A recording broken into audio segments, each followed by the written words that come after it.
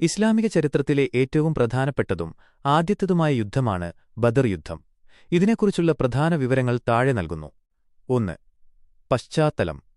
AD 624 ഹിജ്റ 2-ാം വർഷം റമളാൻ 17-ന് മദീനയ്ക്ക് സമീപമുള്ള ബദർ എന്ന സ്ഥലത്തുവെച്ചാണ് ഈ പോരാട്ടം നടന്നത്. പ്രവാചകൻ മുഹമ്മദ് നബിയുടെ നേതൃത്വത്തിലുള്ള മുസ്ലിങ്ങളും മക്കയിലെ ഖുറൈശികളും തമ്മിലായിരുന്നു ഈ യുദ്ധം. 2. സൈനികബലം. ഈ യുദ്ധത്തിലെ സൈനികരുടെ എണ്ണത്തിലുള്ള വ്യത്യാസം വളരെ വലുതായിരുന്നു. മുസ്ലിം സൈന്യം ഏകദേശം 313 പേർ.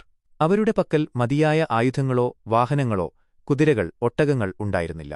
ഖുറൈശി സൈന്യം ഏകദേശം 1000 പേർ. സർവ്വസന്നാഹങ്ങളുമായാണ് ഇവർ മക്കയിൽ നിന്നും വന്നത്. 3. യുദ്ധത്തിന്റെ ഫലം. എണ്ണത്തിൽ കുറവായിരുന്നിട്ടും മുസ്ലിം സൈന്യം ഈ യുദ്ധത്തിൽ വിജയിച്ചു. ഖുറൈശികളുടെ പ്രധാന നേതാവായിരുന്ന അബൂജഹൽ ഉൾപ്പെടെയുള്ളവർ ഈ യുദ്ധത്തിൽ കൊല്ലപ്പെട്ടു. മുസ്ലിങ്ങളിൽ നിന്ന് 14 പേർ രക്തസാക്ഷികളായി. 4. പ്രാധാന്യം. അസ്തിത്വ പോരാട്ടം. മുസ്ലിങ്ങളുടെ നിലനിൽപ്പിനെ സംബന്ധിച്ചിടത്തോളം ഈ വിജയം നിർണായകമായിരുന്നു. വിശ്വാസം. സത്യവും അസത്യവും തമ്മിലുള്ള വേർതിരിവ് കാണിച്ച യുദ്ധമായതിനാൽ ഇതിനെ യൗമുൽ ഫുർഖാൻ, വേർതിരിച്ചറിയപ്പെട്ട ദിവസം എന്നും വിളിക്കാറുണ്ട്. ആത്മവിശ്വാസം. ഈ വിജയം മദീനയിലെ മുസ്ലിം സമൂഹത്തിന് വലിയ ആത്മവിശ്വാസം നൽകുകയും ഇസ്ലാമിന്റെ വളർച്ചയ്ക്ക് വഴിതുറക്കുകയും ചെയ്തു.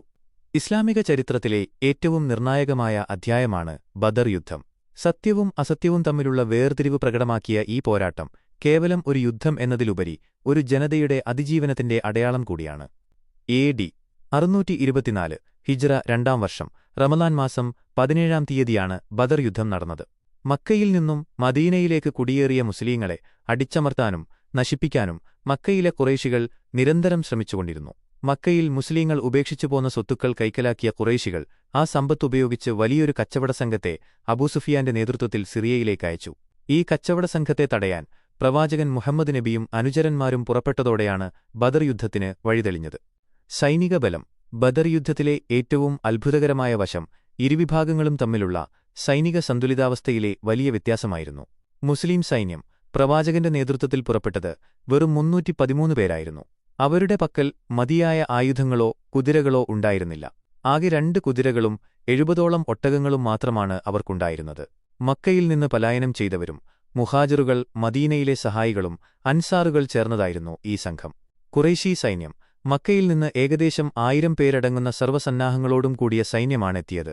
അബൂജഹലിന്റെ നേതൃത്വത്തിൽ വന്ന ഈ സംഘത്തിൽ 100 കുതിരപ്പടയാളികളും ധാരാളം ആയുധങ്ങളുമുണ്ടായിരുന്നു.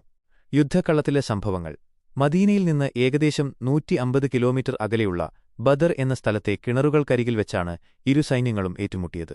യുദ്ധത്തിനു മുൻപുള്ള രാത്രിയിൽ പ്രവാചകൻ അല്ലാഹുവിനോട് കണ്ണീരോടെ പ്രാർത്ഥിച്ചു, നാഥാ, ഈ ചെറിയ സംഘം ഇന്ന് നശിച്ചുപോയാൽ ഭൂമിയിൽ നിന്നെ ആരാധിക്കാൻ മറ്റാരുമുണ്ടാവില്ല. യുദ്ധം തുടങ്ങിയപ്പോൾ മുസ്ലിങ്ങൾ അസാമാന്യമായ ധീരത പ്രകടിപ്പിച്ചു. ചരിത്രരേഖകൾ പ്രകാരം അല്ലാഹു മലക്കുകളെ അയച്ച് മുസ്ലിങ്ങളെ സഹായിച്ചതായി ഖുർആൻ പരാമർശിക്കുന്നുണ്ട്. ഖുറൈശികളുടെ പ്രമുഖ നേതാക്കളായ അബൂജഹൽ, ഉത്ബത്ത്, ഷൈബ എന്നിവർ യുദ്ധത്തിൽ കൊല്ലപ്പെട്ടു. സൈനിക ബലത്തിൽ പിന്നിലായിരുന്നിട്ടും മുസ്ലിങ്ങൾ ഖുറൈശികളെ തുരത്തിയോടിച്ചു. യുദ്ധത്തിന്റെ ഫലം.